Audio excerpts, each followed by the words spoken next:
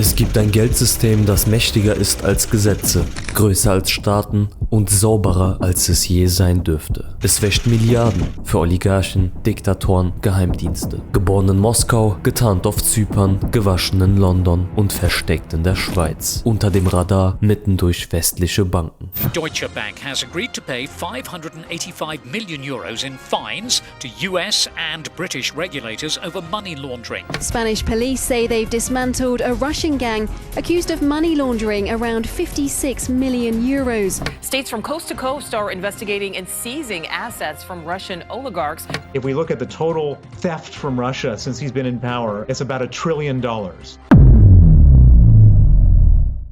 Sie nennen es die russische Waschmaschine. Ein Netzwerk aus Tarnfirmen, Treuhändern und Bankern in Maßanzügen. Unsichtbar, unfassbar, unaufhaltsam. Und das Gefährlichste daran, sie funktioniert bis heute.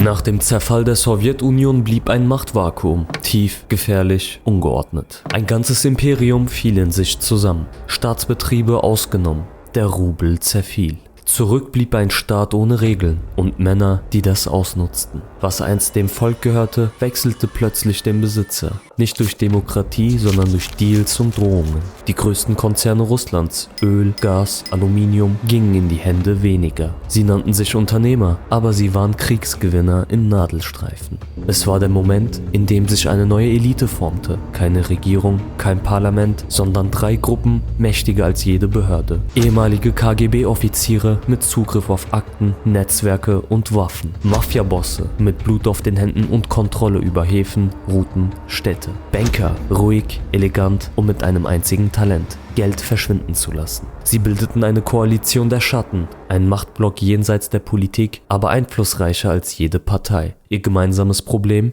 Schmutziges Geld. Zu auffällig, zu riskant.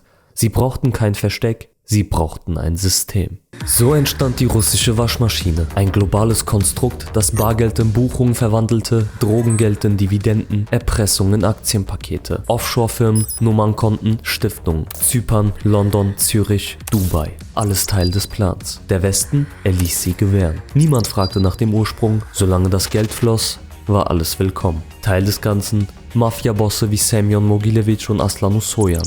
Sie steuerten Geldströme wie Generäle und wussten, Schutz kam nicht nur aus dem Lauf einer Waffe, sondern von ganz oben. Im Hintergrund formierte sich der neue Boss, Wladimir Putin. Ein KGB-Mann mit Zugriff auf allem und einem Netzwerk, das von Anfang an dabei war. Doch bevor es politisch wird, müssen wir verstehen, wie das System funktioniert. Und das führt uns zu einem Namen: der Troika Laundromat. We believe that Russian organized crime groups are using Western financial institutions to launder the proceeds of their own illegal activities in Russia. Die Troika Dialogbank, offiziell ein Investmenthaus mit Hochglanzbroschüren. In Wahrheit ist es das Herz eines der raffiniertesten Geldwäschesysteme Europas. An der Spitze Ruven Vardanyan, Banker, Strippenzieher, vernetzt in Regierungskreise, Wirtschaftspanels und Oligarchenkreise. Zwischen 2006 und 2013 schleuste sein Netzwerk über 4,6 Milliarden Dollar durch ein Labyrinth aus Strohmännern, Fake-Krediten und Scheinfirmen. Das System nannte sich Troika Laundromat. Und die Tarnung war perfekt. Im Zentrum die Ukoja Bank, ein unscheinbares Geldinstitut in Litauen. Was hier durchlief, wirkte harmlos. Rechnungen für Maschinenteile, Beratungsdienste, Software. Doch hinter jeder Transaktion verbarg sich ein Geflecht aus Fälschungen, erfundenen Verträgen und anonymisierten Eigentümern. Die Geldströme führten nach Zypern, Dubai, London, Zürich. Und niemand fragte nach. Die Kunden? Oligarchen, Geheimdienstler, Präsidentenfamilien. Ilham Aliyev, Aserbaidschans Staatschef, ließ Millionen verschieben. Für Villen, Kunstwerke, Beteiligung. Gekauft mit Staatsgeld, gewaschen über Troika. Der Schutz des Systems war robust. Ehemalige KGB-Leute sicherten die Operation, digital wie physisch. Whistleblower wurden bedroht, manche verschwanden. Denn Troika war nicht bloß ein Trick, es war ein System mit eingebautem Schweigen. Die Beweise lagen tief in Servern, verteilt über Kontinente. Erst ein Leak, Ein USB-Stick brachte Licht in die Dunkelheit. Was Journalistinnen und Journalisten darauf fanden, wurde zur vielleicht wichtigsten Enthüllung der letzten Jahre. Die FinCEN-Files. Ein Datenleck erschüttert das Vertrauen in das globale Finanzsystem. Über 2100 geheime Verdachtsmeldungen, von Banken selbst an die US-Behörde FinCEN übermittelt, wurden geleakt. Sie zeigen, wie internationale Banken über Jahre hinweg Milliarden an verdächtigen Transaktionen nicht nur sahen, sondern durchwinkten. Es war kein Versagen, es war Methode. HSBC transferierte über 500 Millionen Dollar aus der russischen Waschmaschine, meist über Hongkong. JP Morgan verwaltete Offshore-Konten für Diktatoren, Mafiosi und russische Beamte, ohne je nach dem Warum zu fragen. Die Deutsche Bank ließ Überweisungen durchlaufen, die mit Figuren wie Semyon Mogilewitsch und Ded Hassan in Verbindung standen, obwohl sie längst auf FBI-Listen waren. Die internen Warnsysteme funktionierten. Compliance-Abteilungen schlugen Alarm. Doch gestoppt wurde nichts. Warum? Weil schmutziges Geld glänzt, wenn genug Provision daran hängt. Die Strafen folgten. 150 Millionen hier, 70 Millionen dort. Peanuts verglichen mit den Gewinnen. Ein System, das nicht nur durchließ, sondern reinwusch. Wer mit Milliarden kam, brauchte keine Tarnung. Nur eine Bank, die mitspielte. Was die FinCEN-Files nur andeuteten, wussten viele bereits. Die Spur führte nicht nur zu Kriminellen, sondern tief hinein in die russische Machtelite. Einer, der direkt auftauchte, Igor Putin, Cousin von Präsident Wladimir Putin. Einst Offizier, später Banker, saß er im Aufsichtsrat mehrerer Institute, die im Zentrum der Troika-Strukturen standen. Verdächtige Transaktionen liefen über seine Netzwerke. Ein Familienname, der Türen öffnete und Konten. Wladimir Putin, der sich weltweit als Kämpfer gegen Korruption inszeniert, steht in Wahrheit auf einem Fundament, das ohne Geldwäsche nie so stark geworden wäre. Viele der Männer, die vom System profitierten, sind keine Gegner des Kreml. Sie sind Teil seiner Architektur. Das System schützte nicht nur Vertraute, es wurde von ihnen gestaltet. Aslan Ussoyan, genannt Ded Hassan, war mehr als ein Unterweltboss. Er kontrollierte Drogenschmuggel, Glücksspiel, Schutzgeld und den Waffenhandel. Er schleuste Milliarden ins Ausland, über Zypern, Montenegro, Wien.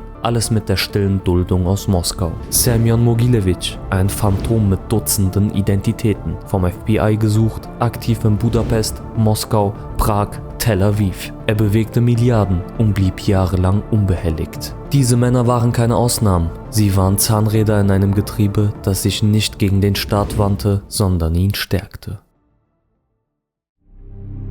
Ziel der russischen Waschmaschine war nie nur das Geld, sondern was man damit tun konnte. Erstens Reichtum sichern. Oligarchen verwandelten Schwarzgeld in Immobilien, Edelmetalle, Aktien in London, Zürich, Berlin. Der Westen wurde nicht unterwandert, er wurde gekauft. Zweitens Einfluss nehmen. Über Offshore-Konstrukte flossen Millionen in Wahlkämpfe, Medienhäuser, Fußballvereine, besonders in Osteuropa, auf dem Balkan, im Kaukasus. Eine lautlose Machtübernahme, finanziert aus den Schatten. Als Moldawien 2017 Russland öffentlich beschuldigte, Milliarden illegal durch das Land geschleust zu haben, kam aus Moskau nichts. Statt Aufklärung folgte Einschüchterung, ein Informationskrieg gegen die Wahrheit. Die Drahtzieher unberührt. Manche wechselten Namen, andere Länder. Einige reisten mit Diplomatenpass und Millionen auf dem Konto. Und das System, es läuft weiter. Nicht, weil es uns überlistet hat, sondern weil wir es längst akzeptiert haben. Seine Zahnräder drehen sich in unseren Städten, in Banken, Kanzleien, Börsen.